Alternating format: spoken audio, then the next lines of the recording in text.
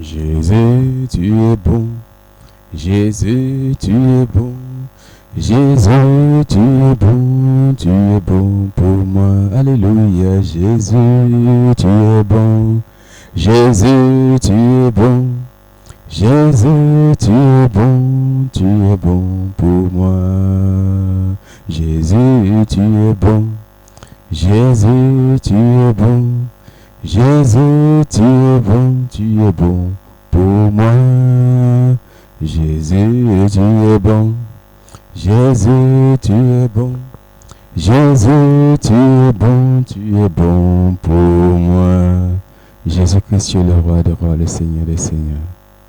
Celui qui était, celui qui est et celui qui sera toujours. Bonjour bien-aimé, bonjour mon frère, bonjour ma soeur. Nous voici rendus à notre deuxième vidéo. Et comme j'ai dit tantôt, soyez indulgents. Nous nous améliorerons au fur et à mesure afin que la parole de l'évangile soit annoncée à toutes les nations, à tous, afin que tous deviennent des disciples de Christ. Car Dieu a dit, allez faire de toutes les nations des disciples. Soyez bénis comme vous écoutez et que la faveur de Dieu, la grâce de Dieu vous inonde en ce matin.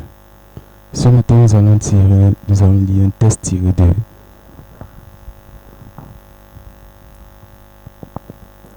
1 Roi 14, versets 1 à 10. Je lis au nom du Seigneur. Dans ce temps-là, Abijah, fils de Jéroboam, devint malade. Et Jéroboam dit à sa femme, « Lève-toi, je te prie, et déguise-toi, pour qu'on ne sache pas que tu es la femme de Jéroboam, et va à Silo. Voici là Achidja, le prophète. C'est lui qui m'a dit, je serai roi de ce peuple. Prends avec toi 10 pains de gâteau et un vase de miel, et entre chez lui. Il te dira ce qui arrivera à l'enfant. » La femme de Jéroboam fit ainsi. Elle se leva, alla à Silo et entra dans la maison de Achidja. Achidja ne pouvait plus voir, car il avait les yeux fixes par suite de la vieillesse. L'Éternel avait dit à Achidja, « La femme de Jéroboam va venir te voir, te consulter au sujet de son fils, parce qu'il est malade. Tu lui parleras de telle et de telle manière. Quand elle arrivera, elle se donnera pour une autre. » Lorsque Achidja entendit le bruit de ses pas, au moment où elle franchissait la porte, il dit, « Entre, femme de Jéroboam, pourquoi veux-tu te donner pour une autre? Je suis chargé de t'annoncer des choses dures. Va, dis à Jéroboam, ainsi parle l'Éternel, le Dieu d'Israël. Je t'ai élevé du milieu du peuple. Je t'ai établi chef de mon peuple, Israël. J'ai arraché le royaume de la maison de David et je te l'ai donné. Et tu n'as pas été comme mon serviteur David, qui a observé mes commandements, et qui a marché après moi de tout son cœur, ne faisant que ce qui était droit à mes yeux. Tu as agi plus mal que tous ceux qui ont été avant toi, autant pour moi. Tu es allé te faire d'autres dieux et des images de fonte pour m'irriter. Et tu m'as rejeté derrière ton dos. Voilà pourquoi je vais te faire venir le malheur sur la maison de Jéroboam. J'exterminerai quiconque appartient à Jéroboam, celui qui est esclave et celui qui est libre en Israël. Et je balayerai la maison de Jéroboam comme on balaye les ordures jusqu'à ce qu'elle ait disparu. Parole du Seigneur. Désolé, mais aujourd'hui nous avons dit, dans ce texte, nous voyons comment Jésus-Christ agit. Jésus-Christ est un Dieu bon. Il est tout puissant. Notre Dieu que nous servons. Il est tout puissant et il fait toutes choses selon ses voies, selon sa justice. Il n'a pas besoin de regarder à l'apparence de la personne. Il regarde à son plan parfait pour son peuple et il regarde à l'homme intérieur. Voici David, élu de Dieu, choisi par Dieu, comme étant l'homme selon son cœur. Mais à un moment donné, il y a des choses qui se sont passées et Dieu a retiré la royauté de la maison de David pour établir une nouvelle génération, pour mettre Jéroboam. Et Jéroboam est arrivé au trône. Mais lui, il n'a pas marché selon les voies de l'Éternel, dans la fidélité. C'est pourquoi l'Éternel a parlé à travers son prophète à la femme de Jéroboam, en lui disant que voici, le trône lui sera ôté, parce qu'il n'a pas marché comme son serviteur David. Bien-aimé, mon frère, ma soeur, Dieu peut trouver un prétexte dans ta vie pour te faire rencontrer Dieu, pour te faire rencontrer la personne qui parlera dans ta vie de la part de l'Éternel. Et dans ce cas, c'était la femme, c'était l'enfant de Jéroboam qui était malade. Et à ces circonstances-là, lui le roi, il savait qu'il avait déjà tout exploité, tous les médecins du royaume, au point où il était obligé d'aller consulter Dieu. Et il a envoyé vers son prophète, Achidja, celui qu'il avait intronisé roi. Parce que le prophète de l'Éternel est celui-là qui intronise le roi. Et il est parti voir Achidja. Et Achidja lui a dit, voici. Et Dieu savait déjà que sa femme devait venir le voir. Parce que quand Dieu annonce d'un côté, il confirme de l'autre côté. Il a parlé au roi, il a parlé à son prophète. Et la rencontre s'est faite. Donc Jésus-Christ connaissait le plan parfait qu'il établissait. Et voici la femme est venue vers Achidja. Et Achidja lui a raconté, lui a dit la parole de l'Éternel pour elle, pour son mari.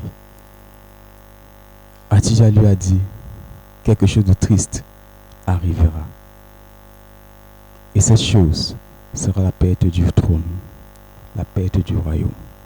Parce que l'Éternel a retiré son peuple entre les mains de Jéroboam. Et quand Dieu a parlé, c'est déjà accompli. Donc ce que Dieu a dit, c'est déjà accompli. Nul besoin d'attendre que ça va se passer ou pas. Si Dieu a dit quelque chose, c'est déjà établi et signé dans le ciel. Et rien ne peut venir changer ce que Dieu a dit. Parce que comme il a dit que voici, le royaume te sera ôté, la chose est sûre et certaine d'arriver. Et rien ne peut changer la parole de l'Éternel. C'est pourquoi je viens te dire en ce matin, quel que soit ce que Dieu a dit dans ta vie, en bien comme en mal, sois sûr que la chose arrivera.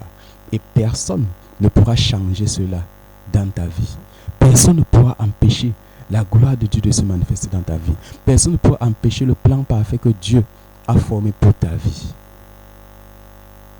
Voici la femme de Jéroboam qui est rentrée avec un message trouble.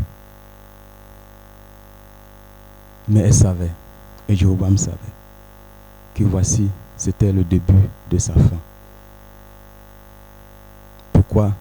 Parce qu'il n'a pas marché selon la voie de l'Éternel. Donc bien aimé mon frère, ma soeur, la parole de l'Éternel est vérité. La parole de l'Éternel est vraie. Dieu voudrait que nous marchions selon sa parole et non selon les voies des hommes, et non selon les appartenances, et non selon ce que l'homme voudrait inculquer, mais que nous lui fassions entièrement confiance et que nous marchions selon ses desseins. La parole de Dieu doit être le guide de nos vies. Ça doit être notre boussole, afin que nous marchions tous fidèlement dans la voie qu'il a tracée pour chacun de nous. Parce que en marchant selon la voie de Dieu, selon la volonté de Dieu, il est inadmissible et il est impossible que nous puissions tomber ou que nous fassions fausse route. Parce que nous avons mis notre confiance totalement en l'Éternel des armées. Et c'est l'Éternel des armées qui accomplit sa parole dans nos vies.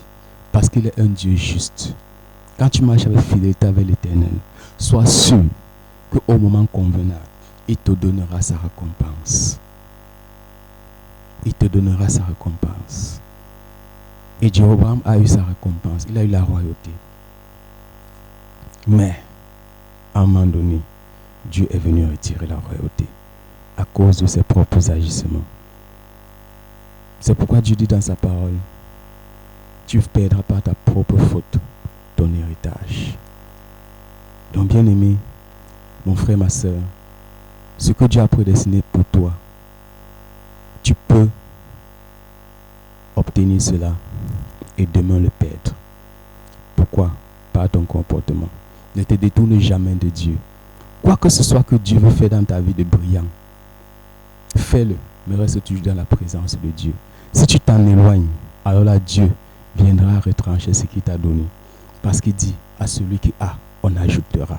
À celui qui n'a pas, on enlèvera même ce qu'il a.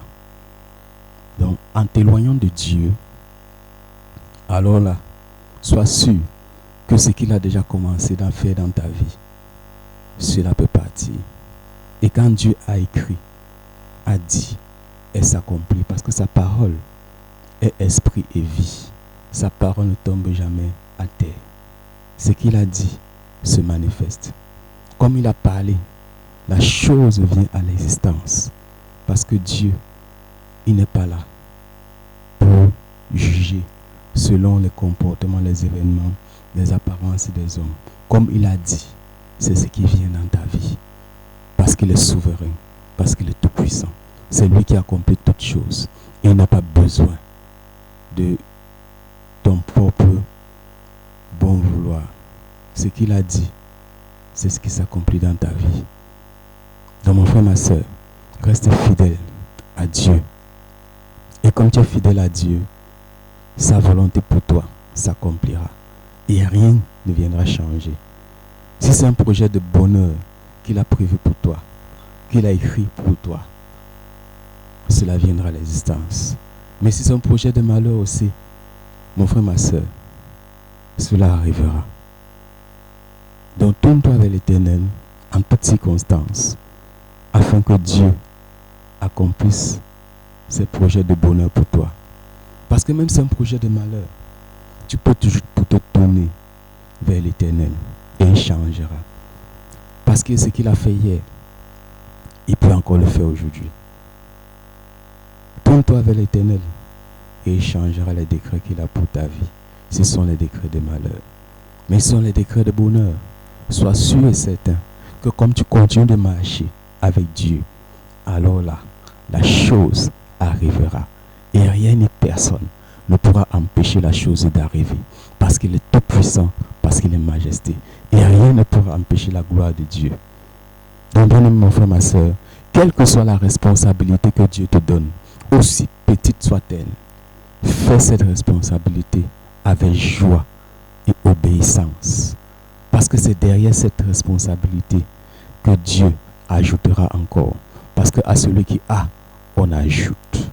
Plus tu avances avec Dieu, plus il ajoutera. Plus il te donnera. Plus il te remplira. Plus il t'élèvera. Comme tu es fidèle avec l'Éternel des armées. Ne marche pas selon les hommes, mais marche selon la voie de Dieu. Et il te remplira toujours et toujours. De telle sorte que tu deviennes la personne, la grande personne, la géante personne, la personne qui marquera cette génération en ce temps. Parce que lui, il est fidèle. Il a dit, il nous a créés pour sa gloire. Et sa gloire doit se manifester à travers nous. Donc bien aimés, vivons pour la gloire de Dieu. Et comme nous vivons pour la gloire de Dieu, alors là, rien ne nous sera insurmontable. Parce que Dieu, qui sait que nous marchons pour sa gloire et que nous vivons pour sa gloire, pour faire sa volonté, lui-même, il se chargera de nous garder. Lui-même, il se chargera de nous protéger. Lui-même, il se chargera de nous donner la provision. Lui-même se chargera de tout faire dans nos vies, afin que nous ne soyons jamais dans le manque, parce qu'il est souverain, parce qu'il est éternel. C'est lui le Dieu de bonté, c'est lui le Dieu de toute grâce, c'est lui qui accomplit toutes choses dans nos vies, afin que nous soyons dans la joie. Donc à ce matin, mon frère, ma soeur, je viens te booster pour que tu mettes ta confiance totale en l'Éternel des armées, parce que c'est lui qui fera encore des choses grandes et merveilleuses dans ta vie, pour que tu sois dans la joie, pour que tu sois dans la bénédiction. Sois abondamment béni en ce matin, sois abondamment fortifié, que la grâce de Dieu te localise, que Dieu qui surpasse tout autre nom, qui surpasse toute autre créature, parce qu'il est le Créateur, le véritable Dieu, soit dans ta vie, et que sa justice soit ton partage, et que les responsabilités qu'il t'a données s'accomplissent dans ta vie avec succès, au nom souverain de Jésus-Christ. Amen, amen et amen.